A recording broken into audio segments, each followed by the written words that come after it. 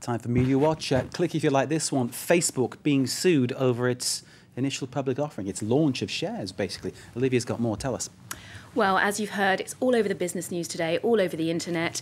A group of investors wants to launch a class action suit against Morgan Stanley. Now, that's the bank that's underwriting the Facebook IPO, but also against other banks that sold shares like Bank of America, Barclays, and Mark Zuckerberg himself and some of the Facebook board. Bloomberg had a very detailed account of the story here today.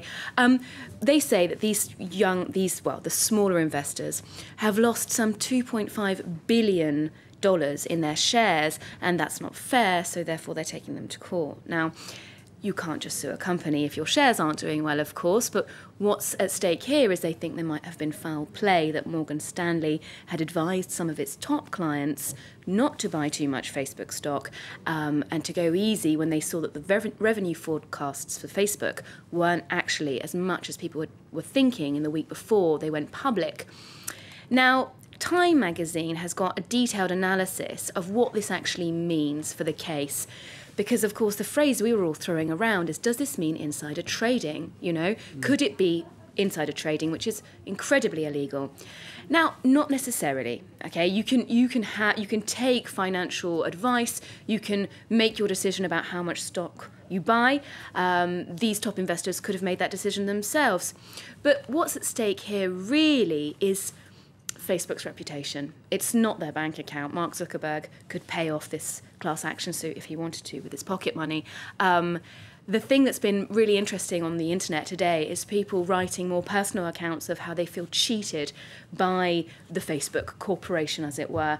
And this is really interesting because now that we've got a lot of other social networks cropping up in competition to Facebook, people could say, listen, Mark Zuckerberg, you don't look out for the little man, the small investors who are buying cheaper shares than the bigger investors. We could just take our custom elsewhere. And that means that the advertisers, of course, might take their custom elsewhere too.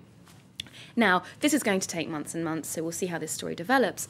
But for now, the thing that angry investors are doing who feel they've lost out, are organising a bit of a protest in New York in the spirit of the Occupy movement. Can they organise their protest on Facebook?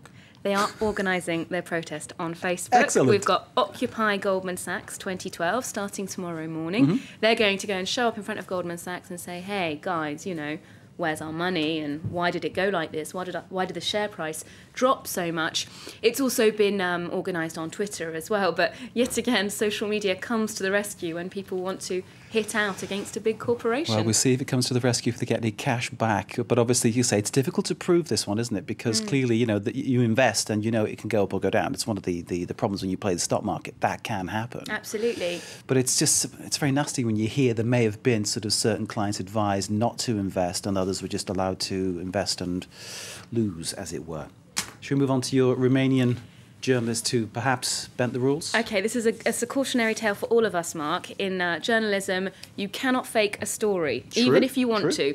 A Romanian journalist was found out for faking a news story, supposedly. Now, this was actually reported in Austria, although it happened in Romania. Right. A journalist was sent to report on a bit of extreme weather, a sandstorm, in fact, on the Black Sea coast, except that he arrived there too late. He got there after the sandstorm had passed, but decided that that was no problem. He'd cover it anyway. Okay. So he showed up with his cameraman and with his crew, and we see him on the Romanian channel here. I've got, it's called Realtatea. Yeah. He gives a little piece to camera where you see sand blowing in front of him, and he's saying, it's going at 60 kilometres an hour, it's so strong I can hardly stand up. And if you take a look at the video here, it does look pretty strong, except for maybe he's got a very bad cameraman, or maybe he's trying to play a joke on him, but when he pans to the right, you see someone kicking up the sand, another crew member or perhaps one of his assistants, kicking sand into his face to create the sandstorm. Now, this was broadcast on Romanian TV, so he looked a little bit silly. Okay. Cautionary tale to all journalism students who may be watching this one. You can never twist the facts. Simple as that. What do you make of it then? Is he still working? He's still working. The TV channel denied it. They said it's all the cameraman's fault. He was a bad cameraman. He was playing a joke on him. But I mean, it's pretty clear. The camera never lies. I think he was trying to fake the weather.